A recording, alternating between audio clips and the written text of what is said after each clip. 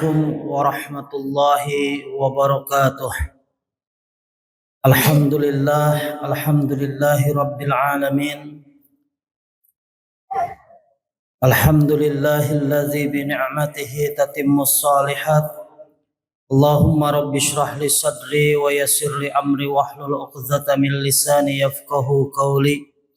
Allahumma fashalli wa sallim wa barik ala sayyidina Muhammadin wa ala alihi wa sahbihi wa barik wa sallim.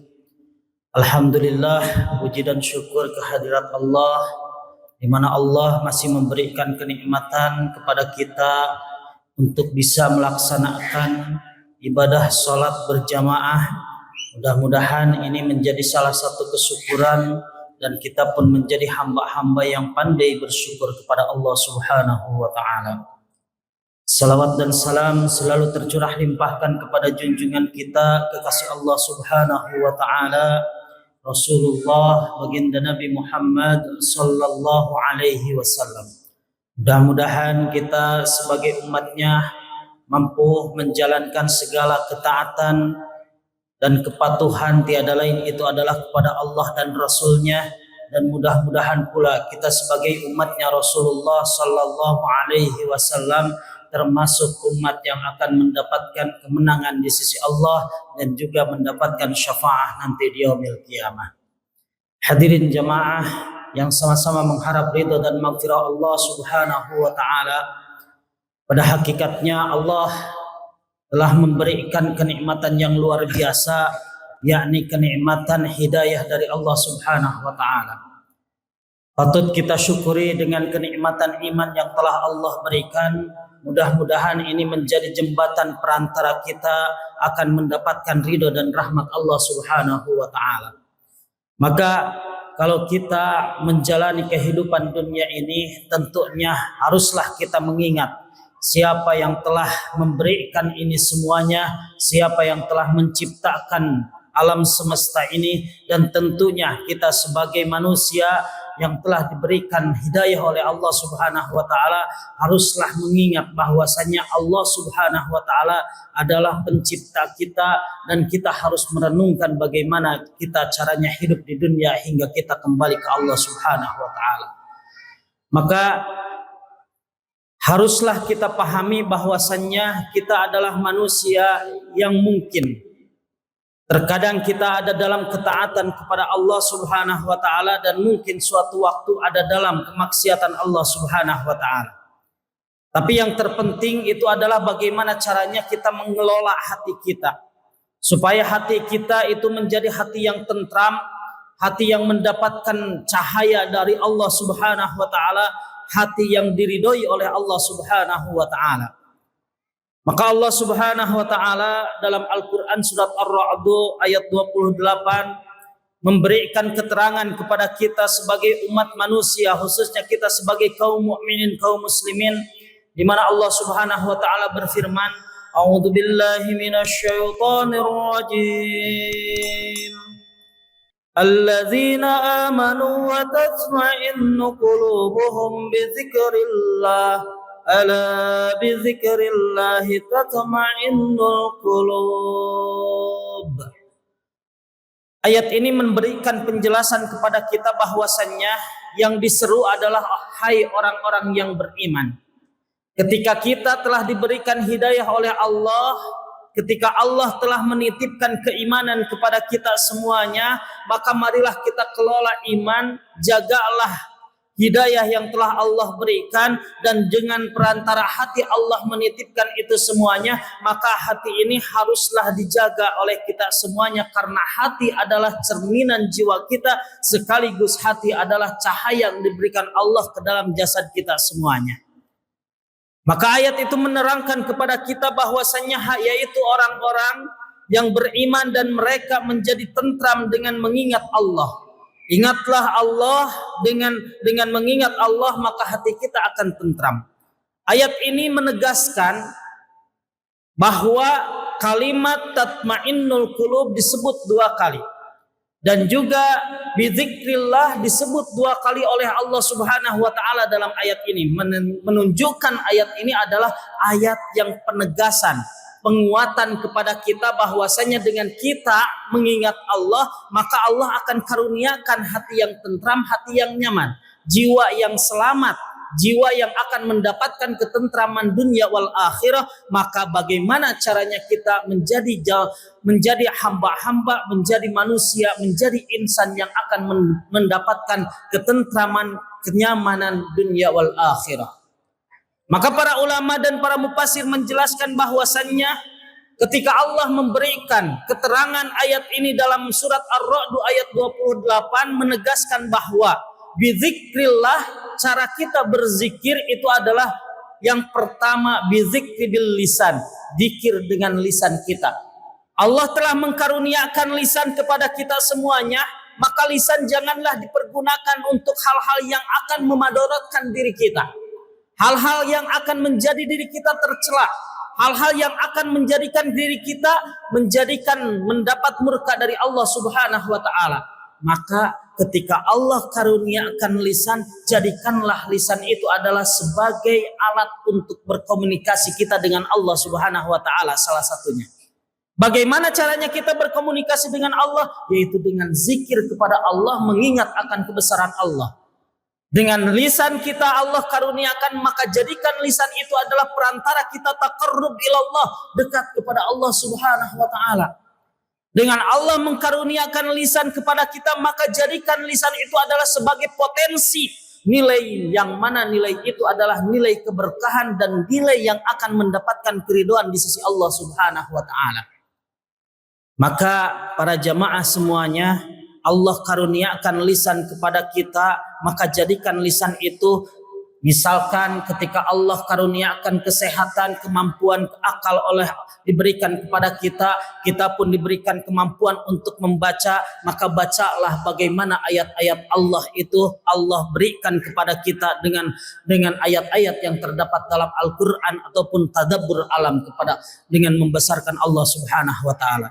Ketika Allah Subhanahu wa taala memberikan lisan kepada kita, jadikan lisan itu perantara kita dekat dengan Allah, yaitu dengan zikir-zikir kita untuk lebih dekat dengan Allah.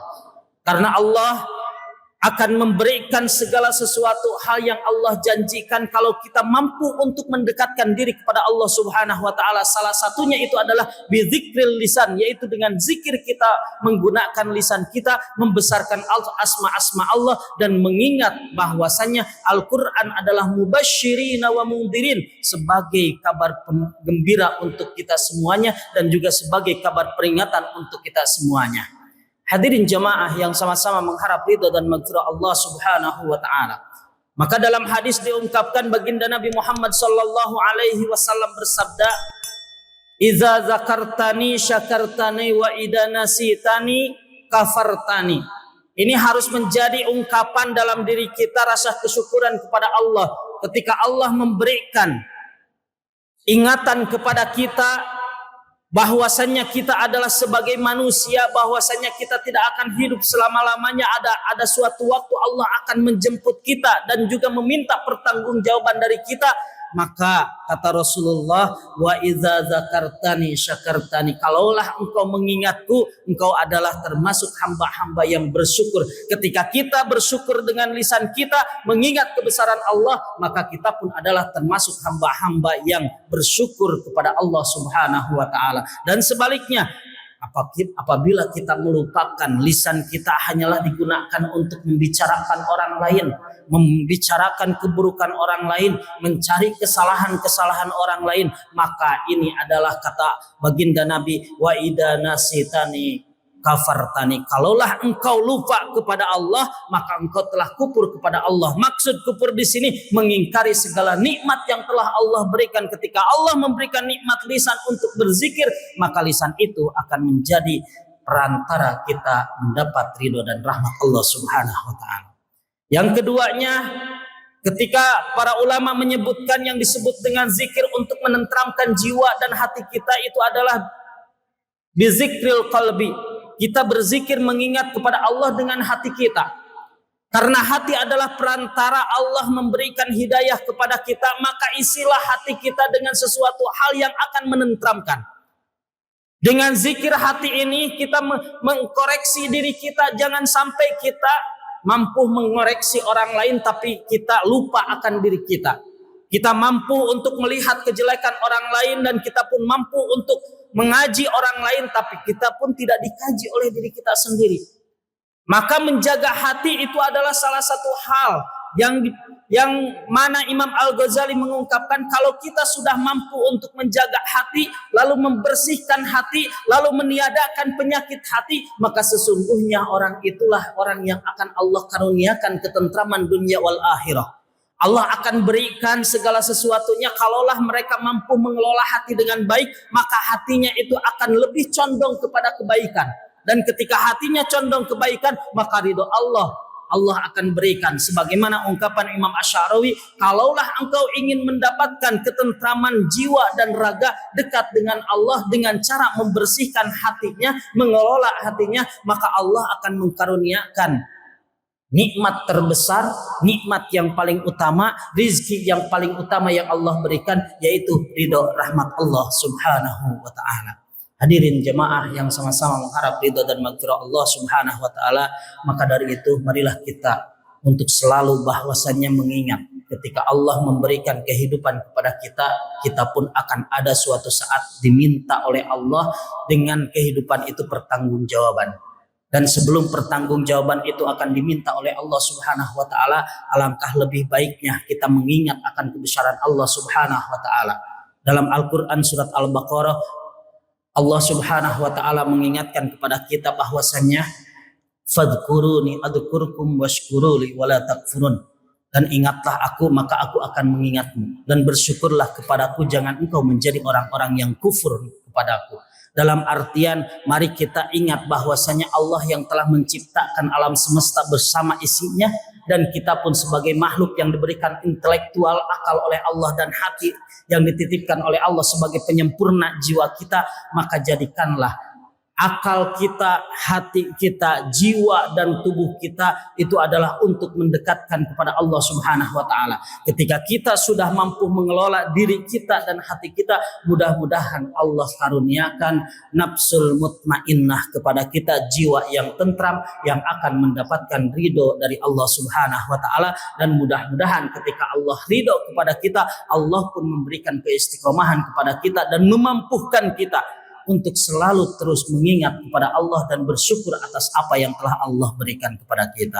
Hadirin jemaah yang sama-sama mengharap ridha dan maghfirah Allah subhanahu wa ta'ala, mudah-mudahan ada manfaatnya. Sekali lagi mari kita istiqomahkan diri kita, mari kita mampukan diri kita untuk mengabdian kepada Allah subhanahu wa ta'ala, dan mari kita mampukan diri kita untuk beramal soleh, melakukan amal perbuatan baik, sehingga itu yang akan menjadi perantara Allah ridho kepada kita, Allah akan menurunkan rahmat kepada kita, sekaligus Allah pun akan memberikan janjinya kepada kita, yaitu surga yang penuh dengan kenikmatan, dan Allah pun akan memberikan ampunan kepada kita semuanya. Terima kasih untuk waktunya, mudah-mudahan ada manfaatnya. Sekali lagi mari kita mengingat akan kebesaran Allah. Dengan kita mengingat kebesaran Allah, Allah pun akan mengingat kita, dan mari kita bersihkan hati kita. Dengan membersihkan hati, Allah pun akan memberikan ketentraman diri kita, dan ketika kita mengingat akan kebesaran Allah, mudah-mudahan Allah selalu ridho untuk kita semuanya. Terima kasih.